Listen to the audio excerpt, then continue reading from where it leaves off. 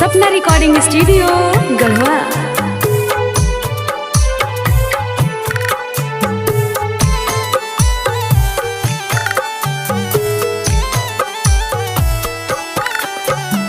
सुना बा छठिया मैया गोदिया हमार, सुना बा छठिया मैया गोदिया हमार। मारले गोतिनिया ताना कर जिया गोहार माई, कर जिया गोहार। छठिया मैया गोदिया हमार, भर दी छठिया मैया गोदिया हमार। कहले बाझनिया माई सुनली पुकार, माई सुनली पुकार। Maa Saraswati recording studio Delhi. Music by Shubham राज।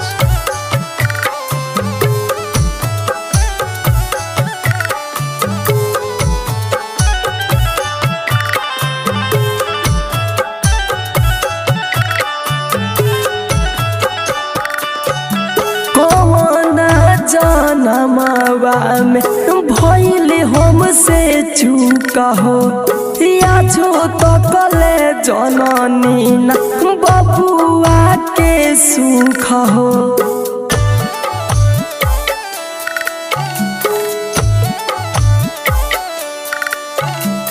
बाजिन के नाम जग से कोई से बुताई, आज तकले भइल नाही कहे वाला माई। झील जसे ओखिया रोवे गिरे असुआ धार माई, गिरे असुआ धार।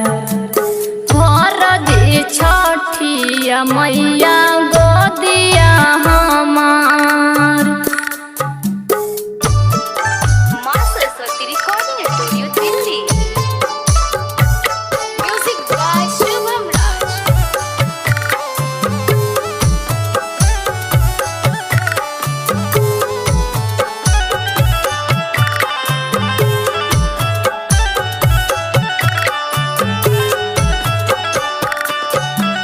हमारा के चाही नाही अनधन सोनावा, पूरा कदी छठी मैया हमारो सपनावा।